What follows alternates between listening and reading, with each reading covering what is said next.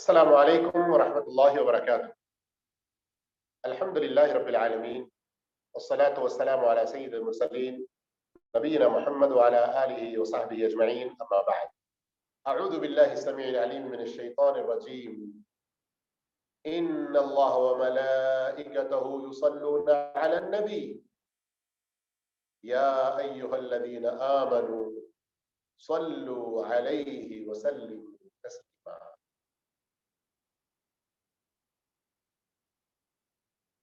సూరతుల్ అహ్జాబ్లోని ఈ ఆయత్ అల్లాహు తఆలా తెలియజేస్తున్నాడు, ఇన్నల్లాహ, నిశ్చయంగా అల్లాహు తఆలా, వ మలాయికతహు, మరియు అల్లాహ్ యొక్క దైవదూతలు, యుసల్లూన అలన్ నబీ,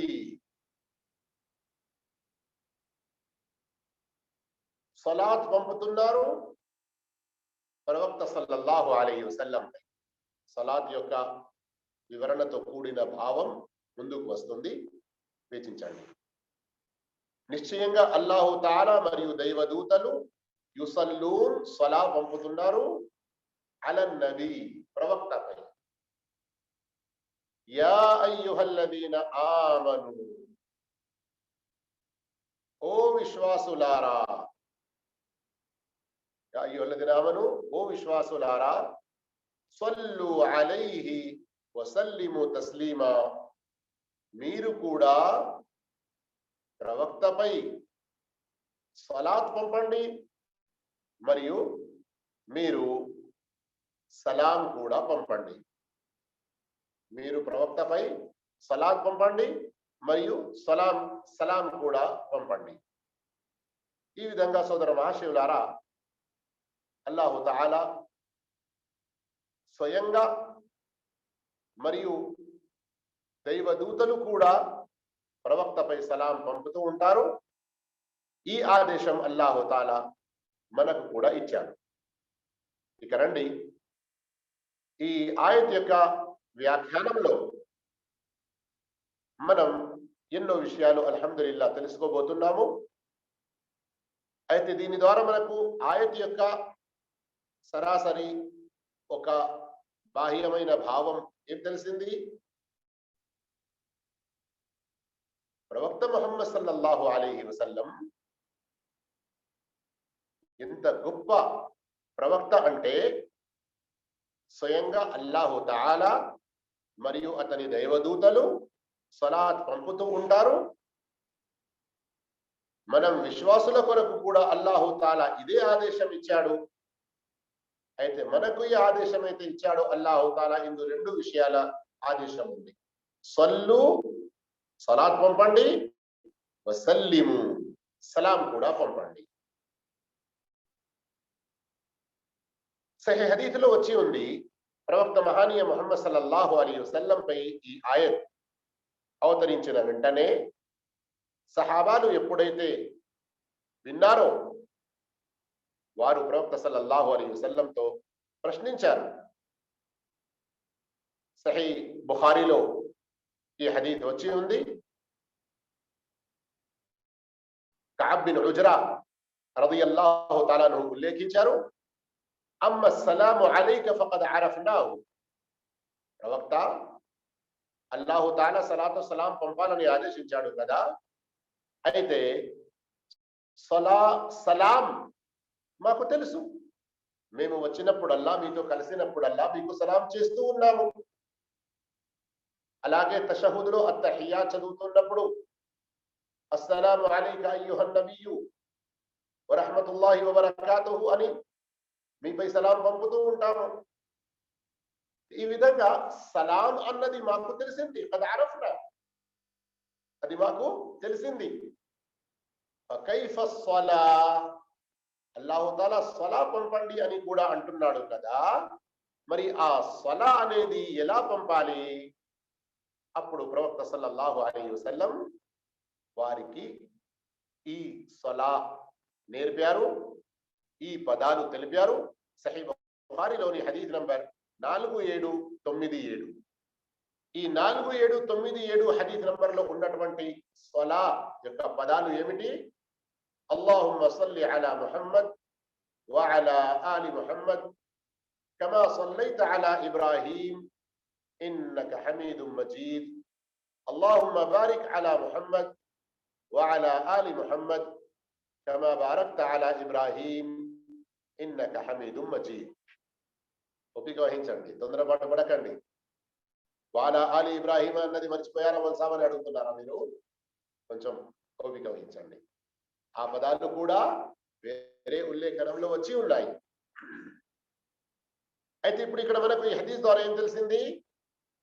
మనం అత్తహియాత్లో సలాం పంపుతూ ఉన్నాము. అయితే సలాత్ పంపే యొక్క పద్ధతి ప్రవక్త సల్లల్లాహు అలైహి వసల్లం మనకు తెలియజేశారు. ఈ విధంగా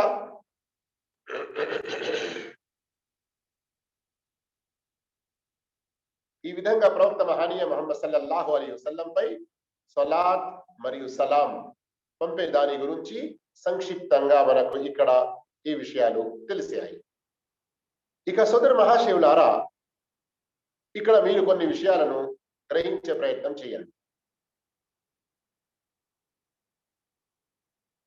ఈ సర్వ సృష్టిలో అల్లాహు తఆలా అతి గొప్పవాడు, ఔన్నత్యుడు, అల్ అజీం అల్ అలీ. అల్లాహ్ కంటే గొప్పవాడు, అల్లాహ్ కంటే మించినవాడు ఎవడు కూడా లేడు. అయితే అల్లాహ్ తరువాత సర్వ సృష్టిలో ఎలాంటి ఏ మినహాయింపు లేకుండా, అల్లాహ్ తరువాత ఏ మినహాయింపు లేకుండా అందరికంటే గొప్పవాడు, అందరికంటే గొప్పవారు, అందరికంటే ఎక్కువ ఘనత గలవారు, అల్లాహ్ దృష్టిలో అందరికంటే అత్యంత ప్రియమైన వారు, చిట్ట చివరి ప్రవక్త, దయామయ దైవ ప్రవక్త, కారుణ్యమూర్తి ముహమ్మద్ సల్లల్లాహు అలైహి వసల్లం. ఎందరు ప్రవక్తలు వచ్చారో, ఎందరు మహానుభావులు వచ్చారో, ఎందరు అల్లా యొక్క ఔలియాలు వచ్చారో, అందరిలో సర్వ సృష్టిలో ప్రవక్త ముహమ్మద్ సల్లల్లాహు అలైహి వసల్లం వారికి చాలా చాలా ఉన్నత స్థానం. దీనిని సంక్షిప్తంగా మనం ఏమంటాము? అల్లాహ్ తర్వాత ప్రవక్త కంటే మించిన వారు ఇక ఎవరు కూడా ఈ లోకంలో లేరు. ఇది అల్లాహు తఆలా తన దయ కరుణతో ప్రసాదించినటువంటి ప్రత్యేక ఘనత. అంతేకాకుండా అల్లాహు తఆలా ప్రవక్త సల్లల్లాహు అలైహి వసల్లం వారికి ఏ ఉత్తమ గుణాలు ప్రసాదించాడో, ప్రవక్త సల్లల్లాహు అలైహి వసల్లం అల్లాహ్ యొక్క ధర్మాన్ని ప్రజల వరకు చేరవేయడానికి ఏ ప్రయాస, ఏ శ్రమ పడ్డారో, ఏ త్యాగాలు చేశారో, దానికి గాను అల్లాహు తాలా వారికి ఈ కీర్తిని, ఈ గొప్ప ఘనతను, ఈ గొప్పతనాన్ని ప్రసాదించాడు. అందుకని మనకు ఇంకా ఎన్నో హదీసులు దీనికి సంబంధించినవి ఏదైతే లభిస్తున్నాయో వాటిని గనక చూస్తే, ఒక సందర్భంలో ప్రవక్త సల్లల్లాహు అలైహి వసల్లం జుమా రోజు యొక్క ఘనత తెలియజేస్తూ, ఇన్న అఫ్దల అయ్యామికుం యౌముల్ జుముఅ, మీ వారం రోజుల్లోకెల్లా అతి గొప్ప రోజు ఏ రోజు? జుమా రోజు. అయితే మీరు ఈ రోజున నాపై అధికంగా సలాత్ పంపుతూ ఉండండి అని ప్రవక్త సల్లల్లాహు అలైహి వసల్లం ఆదేశించారు. ఇక్కడ కూడా మీరు గమనించండి, ప్రవక్త మహనీయ ముహమ్మద్ సల్లల్లాహు అలైహి వసల్లం రోజుల్లోకెల్లా అతి గొప్ప రోజు జుమా రోజు, సర్వ సృష్టిలోకెల్లా అతి గొప్పవారైన ప్రవక్త ముహమ్మద్ సల్లల్లాహు అలైహి వసల్లం పై దరూద్ ఇతర రోజుల కంటే ఎక్కువగా పంపాలని మనకు ఆదేశం ఇచ్చారు. గమనిస్తున్నారు కదా మీరు? ఈ విధంగా ప్రవక్త మహనీయ ముహమ్మద్ సల్లల్లాహు అలైహి వసల్లం వారి ఘనతను గ్రహిస్తూ ఉండండి. మరియు సలాత్ సలాం యొక్క ఆదేశం ఏ విధంగా ఇవ్వడం జరిగిందో ఇది కూడా మీరు గమనిస్తూ ఉండండి. ఈ దరూదు సలాం యొక్క సలాతు సలాం యొక్క భావం మరియు ఘనత చదివే సమయాలు స్థితులు నేను ముందుకు తెలియజేస్తాను.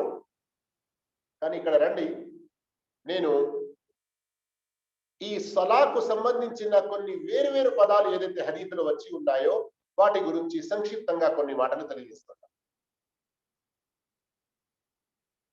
సహీ బుఖారీ హదీస్ ఆధారంగా ఒక విషయం అయితే విన్నారు కదా, ఒక దువా పదాలు విన్నారు. అయితే అందులో మరికొన్ని ఉల్లేఖనాల్లో, ఆ ఉల్లేఖనాలు సహీ బుఖారీ, సహీ ముస్లిం, ఇంకా వేరే హదీస్ గ్రంథాల్లో కూడా వచ్చి ఉన్నాయి. ప్రవక్త సల్లల్లాహు అలైహి వసల్లం వారి యొక్క భార్యలు, ప్రవక్త సల్లల్లాహు అలైహి వసల్లం వారి యొక్క సంతానాన్ని కూడా చేర్చడం జరిగింది. ఉదాహరణకు అబూ హుమైద్ అస్సాయిది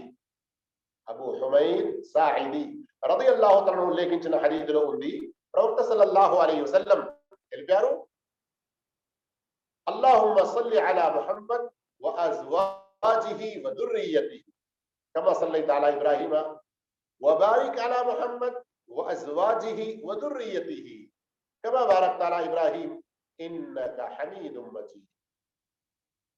ఇక్కడ రెండు పదాలు అదనంగా మనకు కనబడుతున్నాయి, అజ్వాజిహి వ దుర్రియ్యతిహి. అలాగే అలా ఇబ్రాహీమ వ అలా ఆలి ఇబ్రాహీమ, అల్లాహుమ్మ సల్లి అలా ముహమ్మద్ వ అలా ఆలి ముహమ్మద్ కమా సల్లైత అలా ఇబ్రాహీమ వ అలా ఆలి ఇబ్రాహీమ ఇన్నక హమీదుం మజీద్. అల్లాహుమ్మ బారిక్ అలా ముహమ్మద్ వ అలా ఆలి ముహమ్మద్ కమా బారక్త అలా ఇబ్రాహీమ వ అలా ఆలి ఇబ్రాహీమ ఇన్నక హమీదుం మజీద్. ఈ ఆలి ముహమ్మద్ అలాగే వ అలా ఆలి ఇబ్రాహీం, ఈ పదాలు కూడా మరో ఉల్లేఖనంలో ఉన్నాయి. అందుకొరకు ఈ వివిధ పదాలు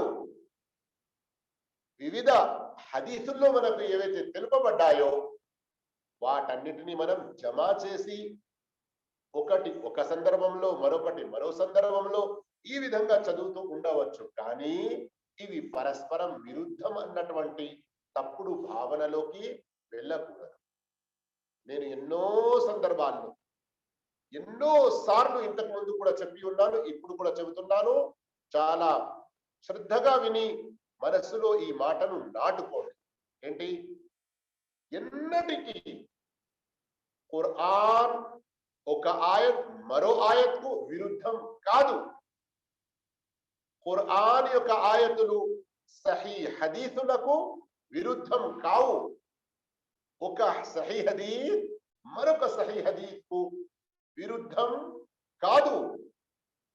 మనకు ఎప్పుడైనా ఎక్కడైనా అలా కనబడిందంటే అక్కడ దానికి సంబంధించిన వివరాలు ముహద్దిసీన్, ముఫస్సిరీన్, ఖురాన్ వ్యాఖ్యానకర్తలు మరియు హదీసు వేత్తల వివరణతో తెలుసుకునే ప్రయత్నం చేయాలి. కానీ మన బుద్ధిని, మన భాషా ప్రావీణ్యతను అడ్డు పెట్టుకొని దాని ఆధారంగా నేను అంతా అర్థం చేసుకుంటాను, నా బుర్రలో ఏది ఎక్కదో దాన్ని తోసిపుచ్చేస్తాను, దాన్ని నేను తీసి పారేస్తాను, నమ్మను అన్నటువంటి మొండి వాదన మూర్ఖత్వానికి గురి కాకూడదు.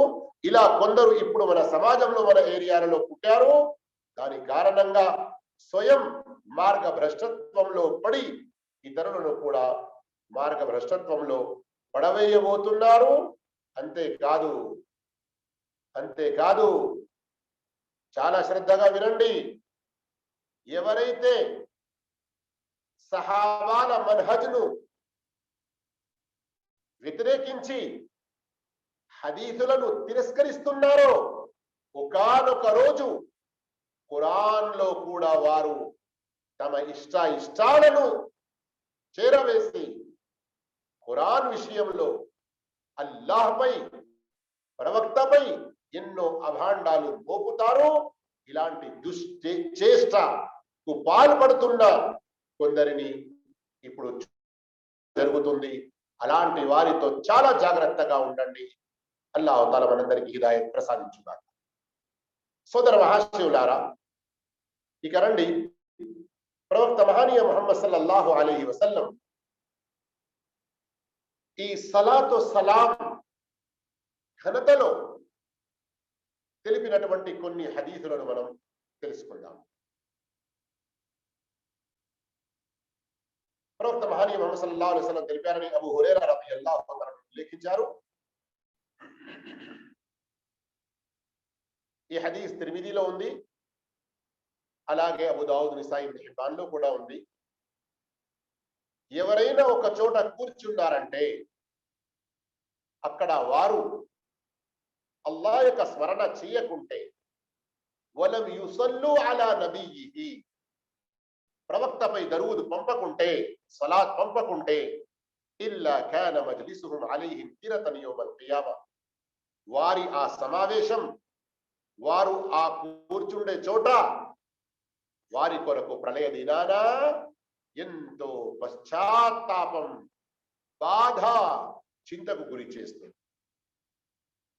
ఇలా వారు ఒక చోట కూర్చుండి లేచారు కానీ అల్లాహ్ను స్మరించలేదు, ప్రవక్తపై దరూద్ చదవలేదు. ఇన్షాఅ అఫా అన్హుం వ ఇన్షాఅ అఖదహుం, వారు చేసిన ఈ పాపానికి అల్లాహ్ తలుచుకుంటే వారిని మన్నించనువచ్చు, అల్లాహ్ తలుచుకుంటే వారిని పట్టుకొనవచ్చు, వారిని శిక్షలో ఏదైనా పడవేయనువచ్చు. గమనిస్తున్నారా మీరు? అలాగే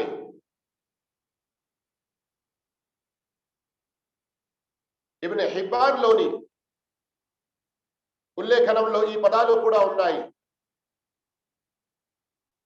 ఎవరైనా ఒక చోట కూర్చున్నారు, అక్కడ అల్లాహ్ను స్మరించలేదు, ప్రవక్తపై దరూద్ చదవలేదు అంటే ప్రళయ దినాన వారు చాలా చాలా బాధకు, చింతకు గురి అవుతారు. వారు చేసుకున్న ఇతర సత్కార్యాల కారణంగా స్వర్గంలో ప్రవేశించినప్పటికీ, అయ్యో ఫలానా సమయంలో మేము ప్రవక్తపై దరూద్ చదవలేదు, ఆ సమయంలో మేము అల్లాహ్ యొక్క స్మరణ చేయలేదు అన్నటువంటి బాధ అక్కడ వారికి కలుగుతుంది. సోదర మహాశివులారా, ప్రవక్త సల్లల్లాహు అలైహి వసల్లంపై దరూద్ చదవడం ఎంత మన జీవితంలో మనకు అవసరమైన విషయం, దీని యొక్క ప్రాముఖ్యత ఎంత గొప్పగా ఉందో హదీత్ ద్వారా తెలుసుకోండి. ప్రవక్త సల్లల్లాహు అలైహి వసల్లం ఒక సందర్భంలో చెప్పారు, తిర్మిదీ మరియు నిసాయి, ఇబ్న్ హిబ్బాన్ లోని హదీస్ అలీ రదియల్లాహు తఆలా ఉల్లేఖించారు, అల్ బఖీలు అల్లదీ మన్ దుకిర్తు ఇందహు ఫలం యుసల్లి అలయ్య, నా ప్రస్తావన విన్న తర్వాత నాపై దరూద్ చదవని వాడు, సలాత్ పంపని వాడు పిసినారి. మిమ్మల్ని ఎవరైనా పిసినారి అని అంటే మీరు ఒప్పుకుంటారా? ఇష్టపడతారా? కానీ ఇక్కడ ప్రవక్త సల్లల్లాహు అలైహి వసల్లం చెబుతున్నారంటే గమనించండి, మనలో ఉన్నటువంటి ఏదైనా కొరత, లోపం వల్లనే కదా. అదేంటి? ప్రవక్త పేరు విన్నప్పుడు ప్రవక్తపై దరూద్ చదవకపోవడం. ఇక్కడ ఒక విషయాన్ని మీరు గ్రహిస్తున్నారా? ఈ హదీసులో ప్రవక్త సల్లల్లాహు అలైహి వసల్లం పై దరూద్ పంపడం ఇది మన బాధ్యత, మన కర్తవ్యం. ప్రవక్త యొక్క హక్కులు మనపై ఏవైతే ఉన్నాయో వాటిలో ఒక గొప్ప హక్కు ఇది. మనం స్వయంగానే మన ఇష్టంతోనే ఈ హక్కును నెరవేరుస్తూ ఉండాలి. నడుస్తూ ఉన్నా గాని, కూర్చుండి ఉన్నా గాని, మనం వెల్లకిలా పడుకొని ఆనుకొని ఉన్నా గాని అల్లా యొక్క స్మరణలో, ప్రవక్తపై దరూద్ చదవడంలో మన ఈ సమయాలు, ఈ స్థితిలు, ఈ సందర్భాలు గడుపుతూ ఉండాలి. మన సమయ సందర్భ స్థితులన్నీ కూడా అల్లా స్మరణ, మన ప్రవక్తపై దరూద్ చదవడంలో గడుపుతూ ఉండాలి.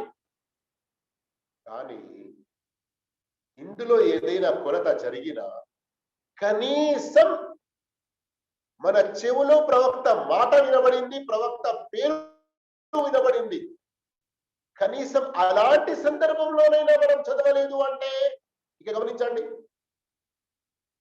ఈ సినారియోని ఎందుకు అనడం జరిగింది. ఒక విషయం మీరు అర్థం చేసుకుంటున్నారు కదా. ఉదాహరణకు దాన ధర్మాలు చేయడం, ఇది మన ఇష్టంతో మనం చేస్తూ ఉండాలి. అర్థం కావడానికి నేను దాన ధర్మాల ఉదాహరణ ఇస్తున్నాను. మనం మన ఇష్టంతో దాన ధర్మాలు చేస్తూ ఉండాలి కదా. కానీ ఒక వ్యక్తిని మనం చూస్తాము, అవసరం ఉన్న వ్యక్తిపై తన కళ్ళకు కనబడుతున్నప్పటికీ ఎవరైనా వచ్చి, అయ్యా నీ దగ్గర డబ్బు చాలా ఉందంట కదా, అల్లా మార్గంలో కొంత ఖర్చు పెట్టు అని చెప్పినప్పటికీ ఖర్చు పెట్టడం లేదంటే ఆ వ్యక్తిని కదా మనం చెప్పేది, ఇంత పిసినారి వీడు, వెంగిలి చేతులతో కాకిని కూడా కొట్టాడు, ఎక్కడ 2 మెతుకులు ఆ కాకి తింటుందో అని. మరీ పిసినారిని మనం ఇలా, ఒక సామెత ఉంది కదా తెలుగులో, వెంగిలి చేతులతో కాకిని కొట్టరు అని. పిసినారి ఎవరిని అంటున్నావు అక్కడ? ఇచ్చే అవసరం ఉండి అతనికి ప్రోత్సాహం కలుగజేయడం జరుగుతున్నప్పుడు కూడా అతను ఖర్చు పెట్టడం లేదు. అయితే ప్రవక్త సల్లల్లాహు అలైహి వసల్లం దరూద్ చదవని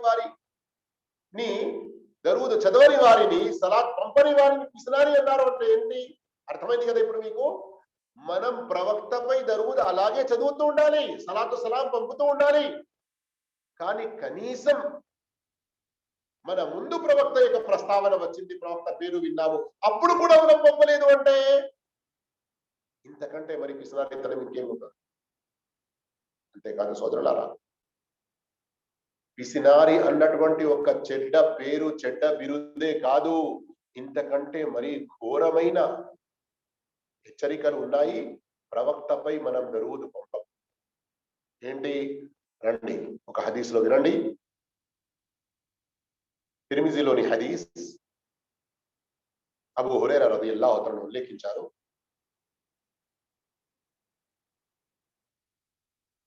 రగిమ అన్ఫు రజులిన్, అతని యొక్క ముక్కు మట్టిలో కలువుగాక, ذكرت عنده فلم يصلي عليه, నా ప్రస్తావన అతని ముందు వచ్చినప్పటికీ అతను నాపై దరూద్ చదవలేదు. గమనిస్తున్నారా? ఉర్దూలో కూడా ఇది ఒక సామెతగా ఉపయోగించడం జరుగుతుంది. నాక్ ఖాక్ ఆలూద్ హో, మేరీ నాక్ కో ఉస్నే మిట్టి మే మిలా దియా అంటే ఏమిటి? నన్ను అవమాన పాలు చేశాడు అని అంటారు. ఇక్కడ ఎవరైతే ప్రవక్త ప్రస్తావన వింటారో, ప్రవక్త పేరు వింటారో, అయినా కానీ ప్రవక్తపై వారు దరూద్ చదవరో, అలాంటి వారి గురించి చెప్పడం జరుగుతుంది, వారి యొక్క ముక్కు మట్టిలో కలవాలి అని, అంటే అవమానం పాలైపోతారు. ధర్మవేత్తలు అంటున్నారు, రగిమ అన్ఫు రజులిన్, ఆ మనిషి యొక్క ముక్కు మట్టిలో కలుగుగాక. ఇందులో రెండిట్లో ఏదైనా ఒకటి ఉంటుంది. అంటే ఇది ఖబర్ కావచ్చు, అంటే ఎవరైతే చదవరో వారికి ఇలా అవుతుంది అన్నటువంటి ఒక వార్త, ఒక సందేశం ప్రవక్త ఇస్తున్నారు, ఒక విషయం తెలియజేస్తున్నారు. రెండవది ఇది బద్దుఆ, ఓ రకమైన శాపన కూడా కావచ్చు. ఇది ఏమైనా మనం భయపడాలి ఈ విషయం నుండి. అంతేకాదు మరొక సందర్భంలో ప్రవక్త సల్లల్లాహు అలైహి వసల్లం ఇచ్చినటువంటి హెచ్చరికను కూడా మనం గమనించామంటే అల్లాహు అక్బర్, విషయం మరింత ప్రాముఖ్యత గలది. మనం తెలిసి కూడా ప్రవక్త సల్లల్లాహు అలైహి వసల్లంపై దరూద్ చదవకపోవడం స్వయం మన కొరకు ఎంత బాధకరంగా ఉంటుందో ఇది కూడా మనకు తెలిసి వస్తుంది. అదేమిటి? ఒక సందర్భంలో ప్రవక్త సల్లల్లాహు అలైహి వసల్లం ప్రసంగించడానికి మింబర్ యొక్క మెట్లు ఎక్కుతున్నారు. ప్రవక్త యొక్క మింబర్ 3 మెట్లు ఉండినవి. ఒక మెట్టుపై, ప్రతి మెట్టుపై ఆమీన్ ఆమీన్ ఆమీన్ అని అన్నారు. తర్వాత సహాబాలు అడిగినప్పుడు ప్రవక్త సల్లల్లాహు అలైహి వసల్లం చెప్పిన 3 కారణాల్లో ఒకటేమిటి? నేను మింబర్ ఎక్కుతున్నప్పుడు జిబ్రీల్ నా వద్దకు వచ్చారు మరియు చెప్పారు, బౌద మన్ దుకిర్త ఇందహు ఫలం యుసల్లి అలైక్. ఓ ప్రవక్త, నీ యొక్క పేరు విన్నా, నీ యొక్క ప్రస్తావన విన్నా, నీపై సలాత్ పంపని వ్యక్తి బౌద, అతడు అల్లాహ్ కారుణ్యానికి దూరమవుగాక.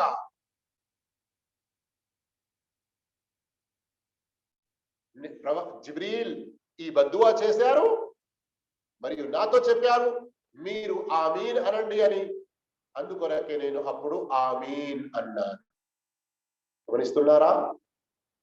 అందరికి తెలిసే విధంగా, అందరి ముందు ఈ మాట స్పష్టంగా ఉండాలి అని అల్లాహు తాలా ఎలాంటి బందోబస్తు చేశాడో చూడండి. ప్రవక్త మెట్లు ఎక్కుతున్నప్పుడు మెంబర్పై జిబ్రీల్ అమీన్ ను పంపి జిబ్రీల్ బద్దువా ఇస్తున్నారు. జిబ్రీల్ ఎవరో తెలుసు కదా? సర్వ దైవదూతల నాయకులు, దైవదూతలందరి నాయకుడు బద్దువా ఇస్తున్నాడు. మరియు సర్వ సృష్టికి నాయకుడైనటువంటి ప్రవక్త ముహమ్మద్ సల్లల్లాహు అలైహి వసల్లం ఆమీన్ అంటున్నారంటే ఇక దరూద్ చదవని వ్యక్తి యొక్క పరిస్థితి ఏముంటుందో గమనించండి. అందువరకు ప్రవక్త సల్లల్లాహు అలైహి వసల్లం పై దరూద్ చదివే విషయంలో చాలా చురుకుగా ఉండాలి, ముందుగా ఉండాలి. కావాలని అరే పర్వాలేదు ఏంటి మాటి చదివేది నౌజుబిల్లా, ఇలాంటి భావన, చులకన అనేది ఏమాత్రం ఉండదు. ఇక రండి, ప్రవక్త సల్లల్లాహు అలైహి వసల్లం పై మనం దరూద్ చదవడంలో కలిగే లాభాలలో ఒక గొప్ప లాభం, అల్లాహు అక్బర్, ఇంత గొప్ప లాభం మనకు ఈ హదీస్ ద్వారా తెలుస్తుంది. సహాబీ ఉబయ్ ఇబ్ను కఅబ్ రదియల్లాహు తఆలా తెలియజేస్తున్నారు, తిర్మిదీలోని హదీస్. ఒక సందర్భంలో నేను ప్రవక్త సల్లల్లాహు అలైహి వసల్లంతో ప్రశ్నించాను, ప్రవక్త, నేను మీపై అధికంగా దరూద్ చదువుతూ ఉంటాను, అయితే ఒక మాట చెప్పండి, నేను దుఆ కొరకు చేతులు ఎత్తినప్పుడు నా దుఆలోని ఎంత భాగం మీపై దరూద్ చదవడంలో గడపాలి? అయితే ప్రవక్త చెప్పారు, నీ ఇష్టం. ఉబయ్ అంటున్నారు, నేను చెప్పాను ఒక 4వ వంతు. ప్రవక్త చెప్పారు, ఇంకా పెంచేది ఉంటే నీకే మంచిది. అప్పుడు నేనన్నాను సగ భాగం. ప్రవక్త అన్నారు, నీ ఇష్టం, ఒకవేళ నీవు పెంచితే ఇంకా నీ కొరకే మేలు. నేనన్నాను 3 2 వంతులు, 2 భాగాలు. ప్రవక్త చెప్పారు, నీ ఇష్టం, ఒకవేళ నీవు ఇంకా పెంచితే నీ కొరకే మేలు. అప్పుడు ఉబయ్ ఇబ్ను కఅబ్ అన్నారు, నా దుఆలోని మొత్తం భాగం మీపై దరూద్ చదవడంలోనే గడుపుతా. అప్పుడు ప్రవక్త చెప్పారు, ఇదన్ తుక్ఫా హమ్ముక్ వయుగ్ఫర్ లక దమ్. అలాంటప్పుడు నీ యొక్క బాధలన్నీ తొలగిపోతాయి, నీ పాపాలన్నీ మన్నించబడతాయి. ఈ హదీస్ ఎక్కడైనా మీరు విన్నప్పుడు ఫలానా వారు దయీఫ్ అని చెప్పారు అని కూడా వింటారు. కానీ చింతించకండి, ఎందరో ధర్మవేత్తలు, ముహద్దిథీన్, హదీథువేత్తలు దీని భావాన్ని సహీ అని తెలిపారు.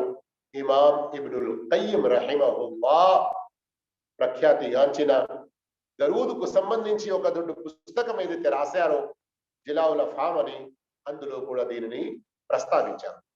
అంతేకాదు దీని యొక్క భావం ఏమిటి అని నేను మా యొక్క గురువు గారైన షేఖుల్ ఇస్లాం ఇబ్ను తైమియా రహిమతుల్లా అలీని ప్రశ్నించాను అని కూడా ఇమాం ఇబ్నుల్ ఖయ్యిమ్ రహిమహుల్లా చెబుతున్నారు. అంటే ఏం తెలిసింది? ఎవరైతే ప్రవక్త సల్లల్లాహు అలైహి వసల్లం పై ఎంత ఎక్కువగా దరూద్ చదువుతారో, సలాతు సలాం చదువుతారో, దాని యొక్క లాభం తిరిగి స్వయంగా వారికే ఎక్కువగా లభిస్తూ ఉంటుంది.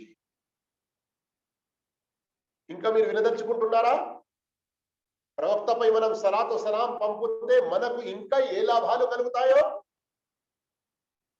తీసుకోండి. ఈ హదీస్ కూడా ముస్నద్ అహ్మద్ మరియు ఇబ్నే మాజాలో వచ్చి ఉంది. అబ్దుల్లా బిన్ ఆమిర్ బిన్ రబీఆ ఉల్లేఖించారు, తమ తండ్రి ద్వారా ప్రవక్త సల్లల్లాహు అలైహి వసల్లం చెప్పగా నేను విన్నాను. మరియు ప్రవక్త ఈ మాట ఖుత్బాలో చెప్పారు. యఖ్తుబ్, ఖుత్బా ఇస్తూ, మన్ సల్లా అలయ్య సలాతన్ లం తజలిల్ మలాయికతు తుసల్లి అలైహి మా సల్లా అలయ్య. ఎవరైతే నాపై సలాత్ పంపుతూ ఉంటారో, శ్రద్ధ వహించండి, ఎవరైతే నాపై సలాత్ పంపుతూ ఉంటారో అతను నాపై సలాత్ పంపుతూ ఉన్నంత వరకు దైవదూతలు అతనిపై సలాత్ పంపుతూ ఉంటారు. అర్థమైందా? మీరు ప్రవక్త గురించి సలాత్ పంపుతున్నారు, ప్రవక్త కొరకు దరూద్ పంపుతున్నారు. ఎంతసేపు మీరు దరూద్ చదువుతూ ఉంటారో, సలాత్ చదువుతూ ఉంటారో, ప్రవక్త సల్లల్లాహు అలైహి వసల్లం పై దరూద్ పంపుతూ ఉంటారో, అంతసేపటి వరకు దైవదూతలు మీపై సలా పంపుతూ ఉంటారు. ఆ తర్వాత ప్రవక్త చెప్పారు, ఫల్యుకిల్ల అబ్దుం మిన్ దాలిక ఔ యుక్తిర్. ఇక ఈ ఘనత తెలిసింది కదా, మీ ఇష్టం, తక్కువ పంపండి, ఎక్కువ పంపండి. సోదర మహాశివులారా, ఎంత గొప్ప ఘనతను అర్థం చేసుకోండి. రండి మరొక ఘనత దీని గురించి తెలుసుకోండి. ముస్నద్ అహ్మద్ లో వచ్చిన హదీస్ షేఖ్ అల్బానీ రహిమహుల్లా సహీహ్ తర్గీబ్ లో కూడా ప్రస్తావించారు.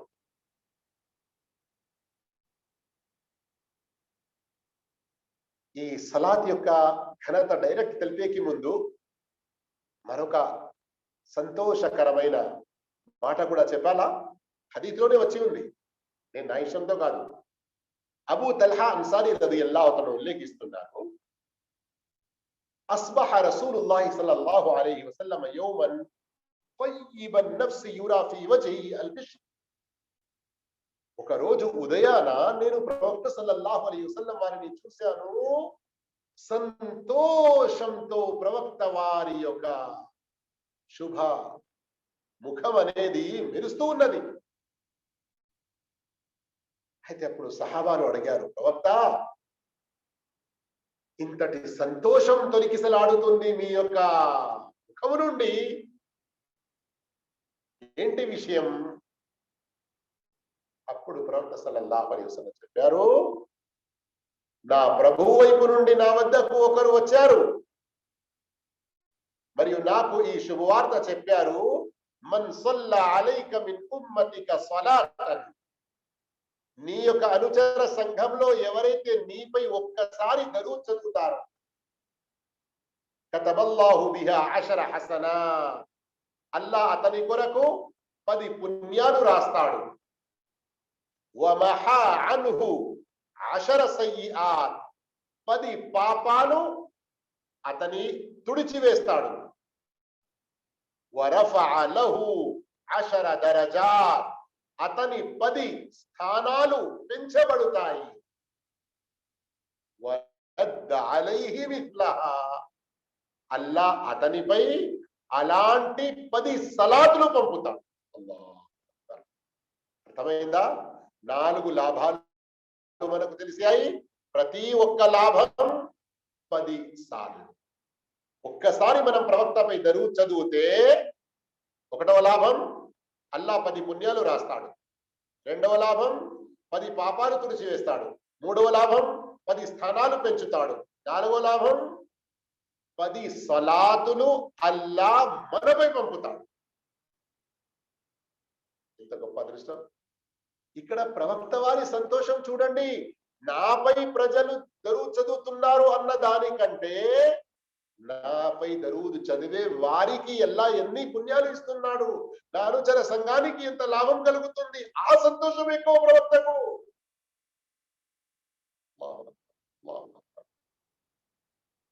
ఇంతటి గొప్ప ప్రవక్తపై మనం దరూద్ చదవకుండా ఉండగలుగుతామా? ఆలోచించండి. ఈ రోజుల్లో ఎంతో మంది అల్లాహు అక్బర్, మాట నేను వేరే వైపునకు అయిపోతుంది. ఉదాహరణ ద్వారా నేను మీకు చెప్పాలనుకున్నాను, కానీ ఈ హదీసులు వెంటనే సరిపోతుంది. ప్రపంచ ఉదాహరణలు ఇప్పుడు అవసరం లేదు. ఇలాంటి ఇంకా ఎన్నో ఘనతలు ఉన్నాయి, ఎన్నో హదీసులు ఉన్నాయి. ప్రవక్త మహానీయ ముహమ్మద్ సల్లల్లాహు అలైహి వసల్లం ఒక సందర్భంలో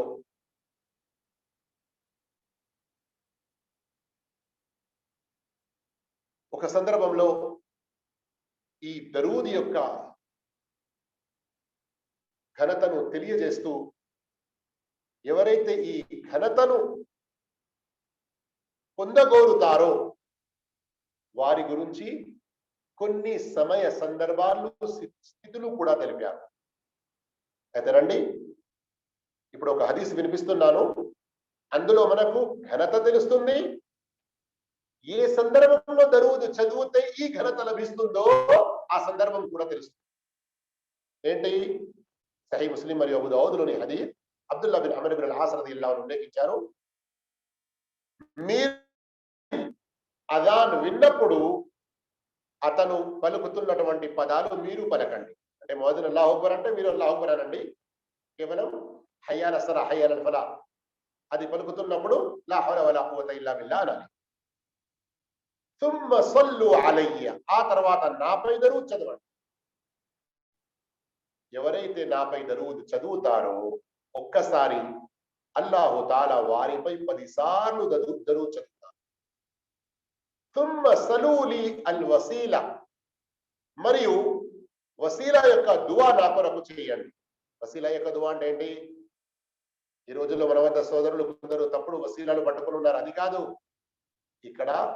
అది అజాన్ తర్వాత ఏం చదువుతాం మనం? అత్తహియాతు లిల్లాహి వస్సలవాతు వత్తయ్యిబాతు అస్సలాము అలైకా అయ్యుహన్ నబియ్యు రహ్మతుల్లాహి వబరకాతుహు అస్సలాము అలైనా వఅలా సారీ ఇది కాదు ఇది తషహుద్లో చదువుతాం మనం. అస్తగ్ఫిర్, అల్లాహ్ నన్ను క్షమించుగాక. అజాన్ తర్వాత దువా, అల్లాహుమ్మ రబ్బ హాదిహి దావతి తామ్మ వస్సలాతిల్ ఖాయిమ ఆతి ముహమ్మదనిల్ వసీల. ఇందులో వసీల యొక్క పదం వస్తుంది. ఆతి ముహమ్మదనిల్ వసీలత వల్ ఫదీలత వబఅత్హు మకామం మహమూదన్ అల్లదీ బఅత్. ఈ దువా చదవడం. అజాన్ వినాలి, అజాన్ కు బదులు పలకాలి, అజాన్ తర్వాత దరూద్ చదవాలి, దరూద్ తర్వాత అల్లాహుమ్మ రబ్బ హాదిహి దావతి తామ్మ, ఈ దువా సంపూర్ణంగా చదవాలి. ఏం లభిస్తుంది? ఎవరైతే ఈ వసీలా యొక్క దువా చదువుతారో, దరూద్ చదివిన తర్వాత హల్లత్ అలైహి షఫాఅ, నేను అతని కొరకు తప్పకుండా సిఫారసు చేస్తాను. నా యొక్క సిఫారసు తప్పకుండా పొందే వారిలో అతడు ఇంత గొప్ప అదృష్టం అండి, ప్రవక్త వారి సిఫారసును మనం పొందడం. అందుకొరకు ఈ దువాను మర్చిపోకండి, ఈ దరూదును మర్చిపోకండి. అలాగే అజాన్ తర్వాత చదివే దువా మీకు కంఠస్థం లేకపోయినా దానిని చూసి చదివే కనీసం ప్రయత్నం చేయండి. సోదర మహాశివులారా, అల్లాహ్ నన్ను క్షమించుగాక, నేను టైంని కూడా గమనించలేదు. సుమారు ఇప్పటికీ 9 గంటల 10 నిమిషాలు 11 నిమిషాలకు మనం మొదలుపెట్టాం కదా. అరగంట కంటే ఎక్కువగా అయిపోయింది. మన ఈనాటి ప్రసంగంలో మరి 2 విషయాలు మిగిలి ఉన్నాయి. సంక్షిప్తంగా నేను వాటి గురించి చెప్తాను. స్టార్టింగ్ లో నేను చేసినటువంటి ప్రకటన శుభవార్త గుర్తుంది కదా మీకు, దాన్ని మర్చిపోకండి. ఎవరైతే మధ్యలో చేరుకున్నారో తర్వాత యూట్యూబ్ లో వెళ్ళి స్టార్టింగ్ లోనే ఆ ప్రకటన వినండి, ఆ శుభవార్త వినండి. ఆ బహుమతిని మీరందరూ కూడా గెలుచుకునే ప్రయత్నం చేయండి. మరో 2 అంశాలు ఏం మిగిలి ఉన్నాయి? ఏ ఏ సందర్భాలలో మనం ప్రవక్త సల్లల్లాహు అలైహి వసల్లం పై దరూద్ చదవాలి? సోదర మహాశివులారా, రెండవ తషహుద్ అంటే ఏ తషహుద్లోనైతే మనం సలాం తింపుతాం అందులో ముందు మనం అత్తహియాత్ చదువుతాము, ఆ తర్వాత దరూద్ చదవాలి. اللهم صل على محمد وعلى آل محمد كما صليت على إبراهيم وعلى آل إبراهيم إنك حميد مجيد. اللهم بارك على محمد وعلى آل محمد كما باركت على إبراهيم وعلى آل إبراهيم إنك حميد مجيد. లేదా వేరే పదాలు సహీ హదీస్లో వచ్చినవి వాటిని మనం గుర్తుంచుకోవాలి. అవి వాటిలో ఏదైనా ఒకటి కూడా మనం చదవవచ్చు.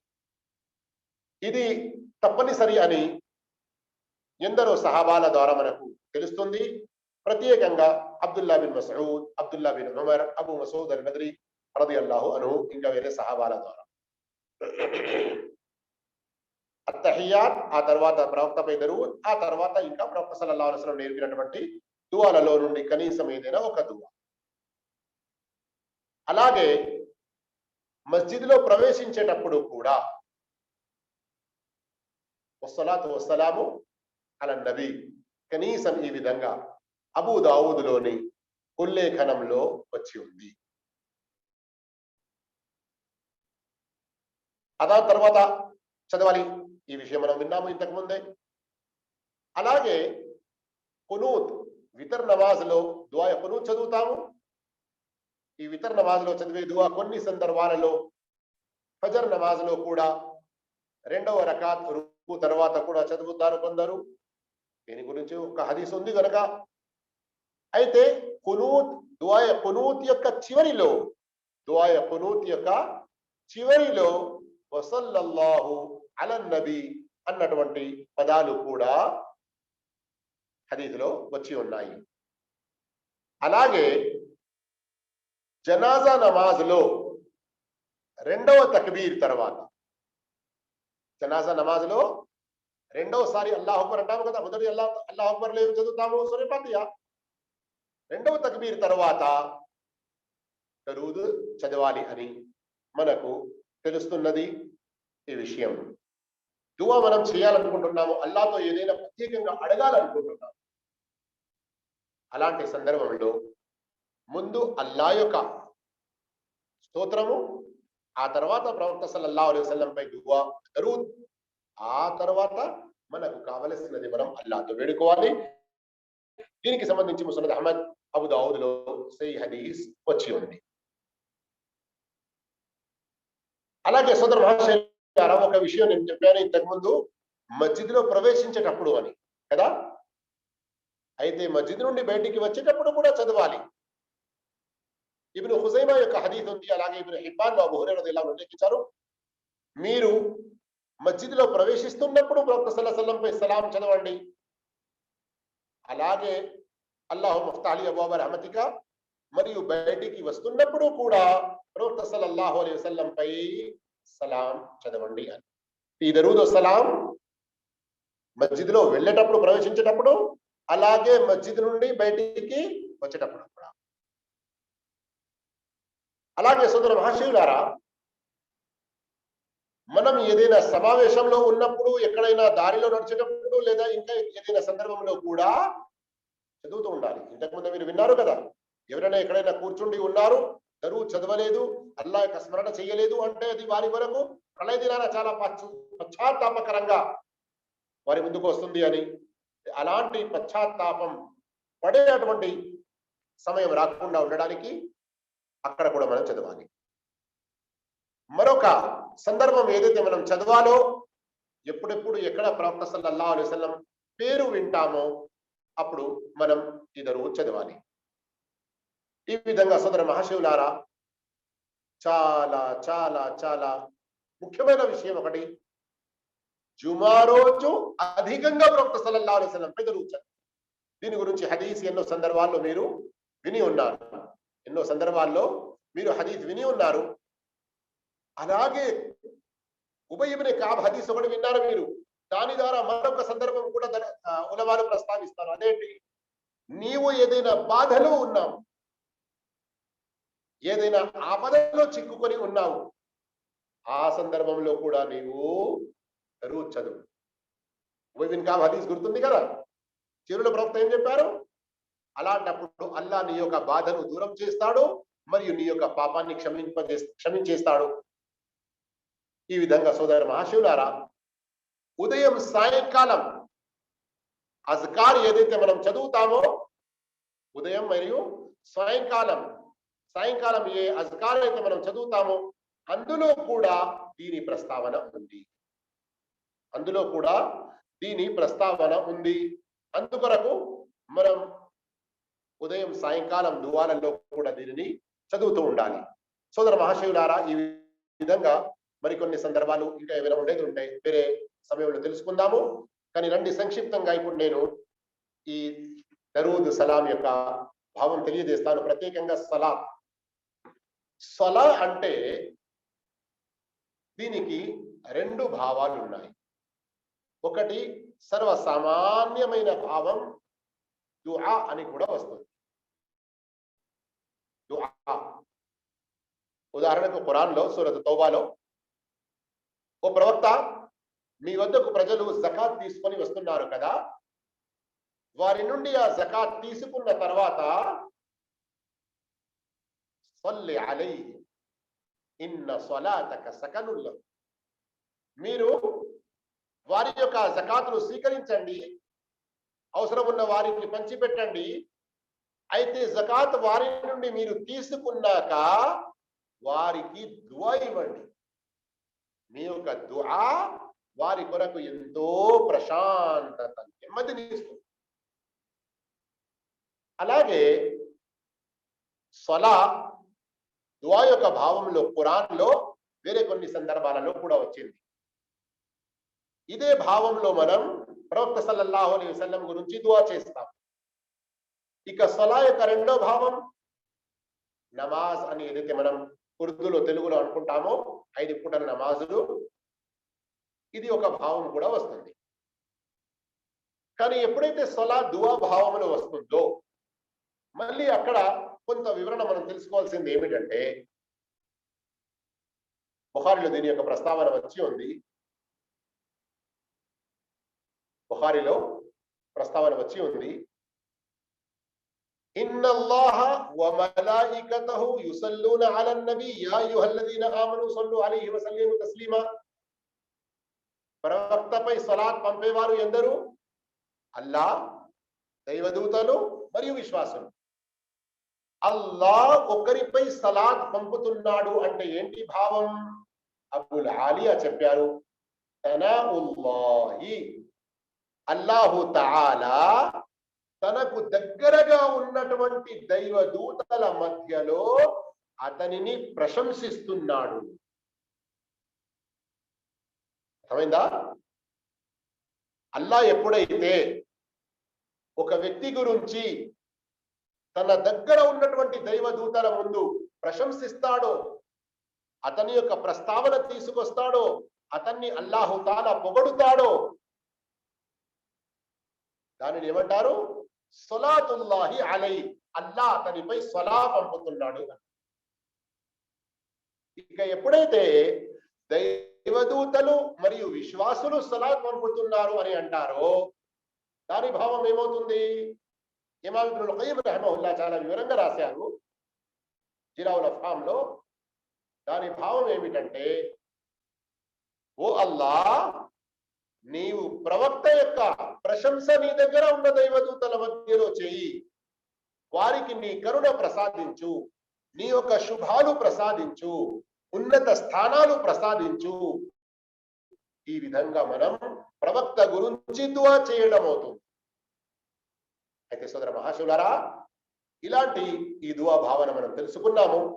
ఇక అల్లాహుమ్మ సల్లి అలా ముహమ్మద్ వ అలా ఆలి ముహమ్మద్ కమా సల్లైత అలా ఇబ్రాహీమ వ అలా ఆలి ఇబ్రాహీమ ఇన్నక హమీదుమ్ మజీద్. అల్లాహుమ్మ బారిక్ అలా ముహమ్మద్ వ అలా ఆలి ముహమ్మద్ కమా బారక్త అలా ఇబ్రాహీమ వ అలా ఆలి ఇబ్రాహీమ ఇన్నక హమీదుమ్ మజీద్. ఇందులో ఇబ్రాహీం అలైహిస్సలాం వారి యొక్క ప్రస్తావన, ఇబ్రాహీం అలైహిస్సలాం పై ఎలాంటి సలాత్ పంపడం జరిగిందో, ఇబ్రాహీం అలైహిస్సలాం పై ఎలాంటి బరకతులు శుభాలు నీవు ప్రసాదించావో అలాంటివి అని ఏదైతే అంటున్నారో, వాస్తవానికి మన ప్రవక్త ముహమ్మద్ సల్లల్లాహు అలైహి వసల్లం యొక్క ఘనత, ఉన్నత స్థానం ఇబ్రాహీం అలైహిస్సలాం కంటే ఎక్కువ. కానీ ఇబ్రాహీం అలైహిస్సలాం ఎలాంటి గొప్ప ప్రవక్త, అల్లాహు తాలా యొక్క అనేక శుభాలు వారిపై కురిశాయి కదా.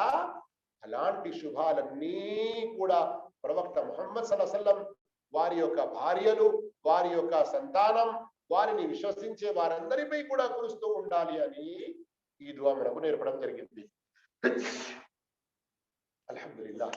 సోదర మహాశివులారా, ఆల్ అన్న పదం ఈ దువాలో మీరు వింటున్నారు. అల్లాహుమ్మ సల్లి అలా ముహమ్మద్ వ అలా ఆలి ముహమ్మద్. ఈ ఆల్ అన్న పదం ఏదైతే ఉందో, ఆల్ అన్న పదం ఏదైతే ఉందో ఇందులో భార్యలు వస్తారు, బిడ్డలు వస్తారు, మరియు ప్రవక్త సల్లల్లాహు అలైహి వసల్లం వారిని విశ్వసించి కరెక్ట్ గా ప్రవక్త వారిని అనుసరించే వారందరూ వస్తారు. ఈ విధంగా మనం దరూద్ చదువుతున్నాము అంటే కేవలం ఒక ప్రవక్తపై కాదు, ఇందులో ప్రవక్త యొక్క భార్యలు, బిడ్డలు మరియు విశ్వాసులు, ప్రవక్తను సరి అయిన రీతిలో అనుసరించే వారందరూ కూడా వచ్చేస్తారు. చెప్పుకుంటూ పోతే ఈ అంశం చాలా పొడుగ్గా ఉంది. కానీ ఇప్పుడు విన్న విషయాలు ఇన్షాల్లా మనం అర్థం చేసుకున్నామంటే, ఇంతలో మనం ఆచరణ మొదలు పెట్టేసామంటే ఎంతో గొప్ప లాభం పొందగలుగుతాము. అల్లాహు తఆలా విన్న విషయాలను అర్థం చేసుకొని ఆచరించేటువంటి సద్భాగ్యం అందరికీ ప్రసాదించుగాక. ఆమీన్. وآخر دعوانا أن الحمد لله رب العالمين. والسلام عليكم ورحمة الله وبركاته.